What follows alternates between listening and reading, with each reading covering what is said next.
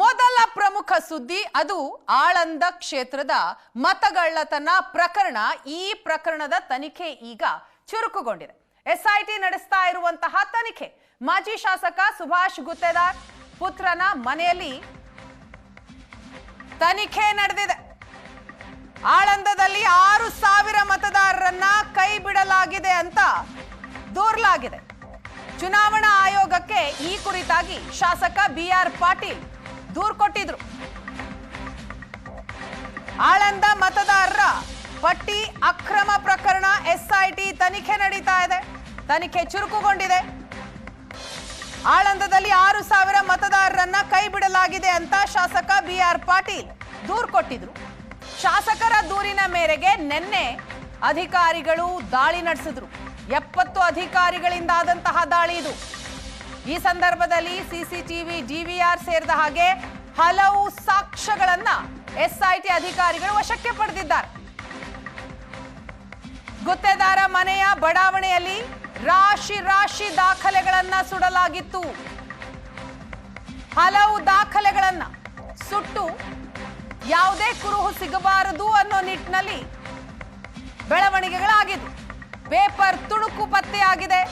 ದಾಳಿ ನಡೆದಂತಹ ಸಂದರ್ಭದಲ್ಲಿ ಮತ್ತಷ್ಟು ದಾಖಲೆಗಳಿಗೆ ಅಧಿಕಾರಿಗಳು ಪರಿಶೀಲನೆಯನ್ನ ನಡೆಸ್ತಾ ಇದ್ದಾರೆ.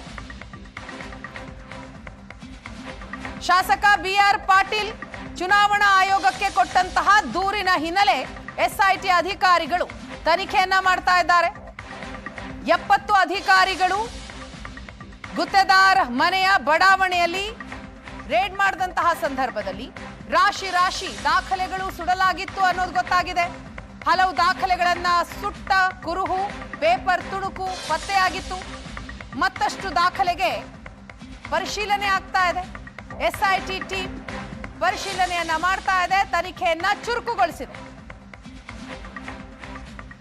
2023 ವಿಧಾನಸಭಾ ಚುನಾವಣೆಯಲ್ಲಿ ಆಳಂದ ಕ್ಷೇತ್ರದಲ್ಲಿ ಕಾಂಗ್ರೆಸ್ ಬೆಂಬಲವಿರುವ ಮತದಾರರ ಹೆಸರುಗಳನ್ನೇ ಆನ್ಲೈನ್ ಮೂಲಕ ಅನಾಮಧೇಯವಾಗಿ ಮತಪಟ್ಟಿಯಿಂದ ತೆಗೆದು ಹಾಕುವ ಸಂಚು ನಡೆದಿತ್ತು.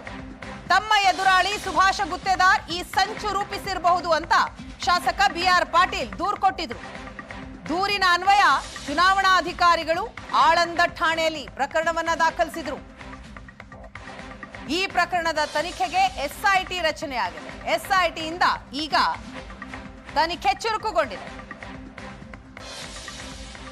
ಮಾಜಿ ಶಾಸಕ ಸುಭಾಷ್ ಗುತ್ತೇದಾರ್ ಹಾಗೂ ಪುತ್ರನ ಮನೆಯಲ್ಲಿ ಎಸ್ಐಟಿ ಟೀಮ್ ತಲಾಶ್ ನಡೆಸಿದೆ.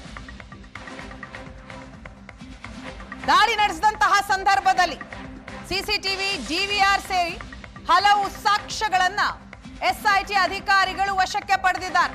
ದೃಶ್ಯದಲ್ಲಿ ನೋಡ್ತಾ ಇದ್ದೀರಿ, ಹಲವು ದಾಖಲೆಗಳನ್ನ ಸುಟ್ಟಂತಹ ಕುರುಹು, ಇದರ ಜೊತೆಗೆ ಪೇಪರ್ ತುಣುಕು, ಇದೆಲ್ಲವನ್ನ ಅಧಿಕಾರಿಗಳು ವಶಕ್ಕೆ ಪಡೆದಿದ್ದಾರೆ. ಮತ್ತಷ್ಟು ದಾಖಲೆಗಳು ಸಿಗಬಹುದಾ ಅಂತ ಪರಿಶೀಲನೆ ಕೂಡ ಆಗ್ತಾ ಇದೆ. ಗುತ್ತೇದಾರ್ ಮನೆಯ ಮೇಲೆ ಎಸ್ಐಟಿ ರೇಡ್ ನಡೆದಿದ್ದು ಯಾಕೆ ಅನ್ನುವಂತಹ ಪ್ರಶ್ನೆ ಬರುತ್ತೆ. ಮತಗಳು ಪ್ರಕರಣದಲ್ಲಿ ಎಸ್ಐಟಿ ಮೊದಲು 5 ಜನರನ್ನ ವಶಕ್ಕೆ ಪಡೆದು ವಿಚಾರಣೆ ನಡೆಸುತ್ತೆ. ವಿಚಾರಣೆಯ ಸಂದರ್ಭ ಸಿಕ್ಕಂತಹ ಮಾಹಿತಿಯನ್ನ ಆಧರಿಸಿ ಕಲಬುರಗಿ 5 ಮನೆಯ ಮೇಲೆ ರೇಡ್ ಆಗತ್ತೆ. ಕಲಬುರಗಿ 5 ಮನೆ ಮೇಲೆ 5 ಮನೆಗಳ ಪೈಕಿ ಕಲಬುರಗಿ ನಗರದ ಅಸ್ಲಾಂ ಮನೆಯಲ್ಲಿ ಎಸ್ಐಟಿ ತಲಾಶ್ ನಡೆಸುತ್ತೆ.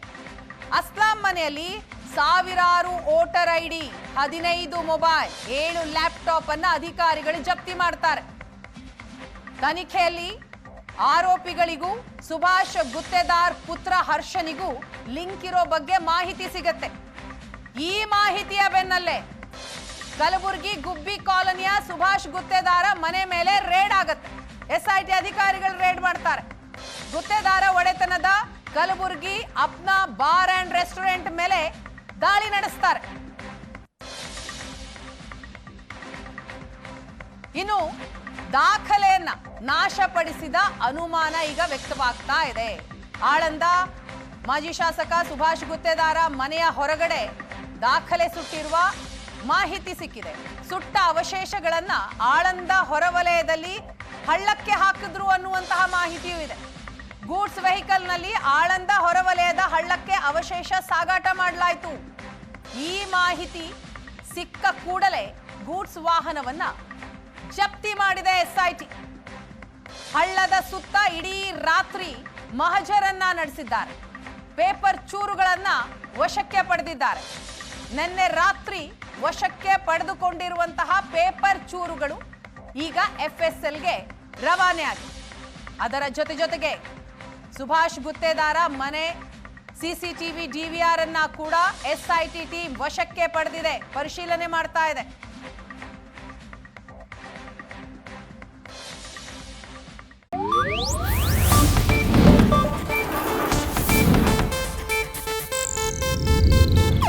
ಇದು ಏಷ್ಯಾನೆಟ್ ನ್ಯೂಸ್ ನೆಟ್ವರ್ಕ್ ಪ್ರಸ್ತುತಿ.